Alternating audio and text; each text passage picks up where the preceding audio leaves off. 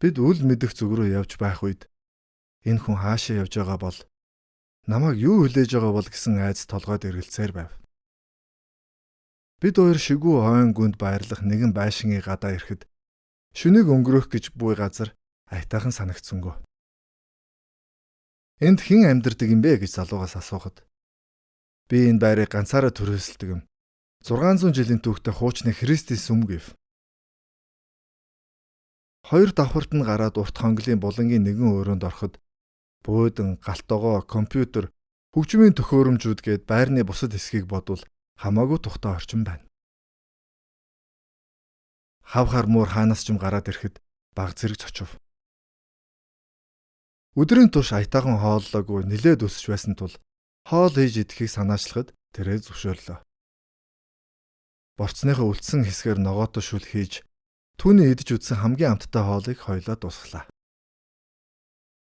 Маха хатаагаад аялдаа авч явдаг нүүдлийн соёл иргэншил түүнд сонин санагдсан нь мэдээж.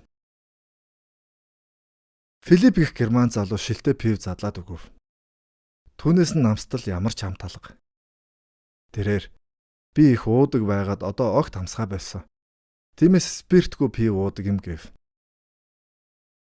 Урлагийн хүмүүс онгод оруулж сэтгэлээ хөөрөхийн тулд согтууруулах мансууруулах зүйл донтох нь элбэг байдгийг Монголын соёлд урлагт ажилласан 5 жил би анзаарсан юм.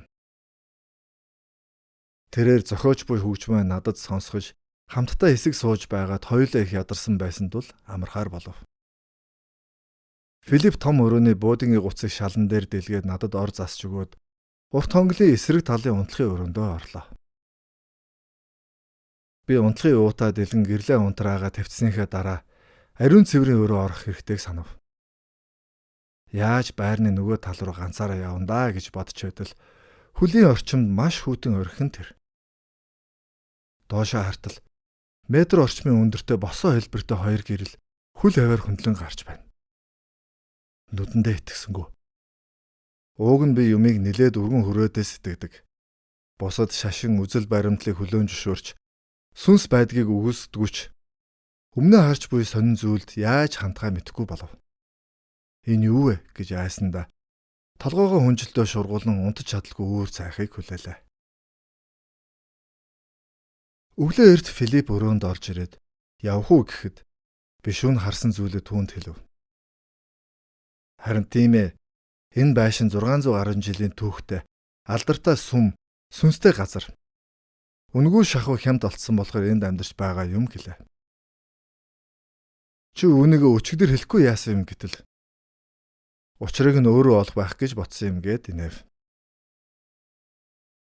Өглөөний цайгаа уугаад сүнхээ баглан гадаа гарч байраа хартал хуучны том сүм харагдана. Яаж ийм газар ганцаараа амьдардаг байна гэж бодлоо. Бид хоёр хойн дундуур давхисаар өчигдрийн хурдны замын уулзуур дээр хүрч тэрээр надад амжилт хүсээд ажилдаа явв. Харин би шүн харсан зүйлээ бодон хурдны зам дээр ганцаараа үлдлээ.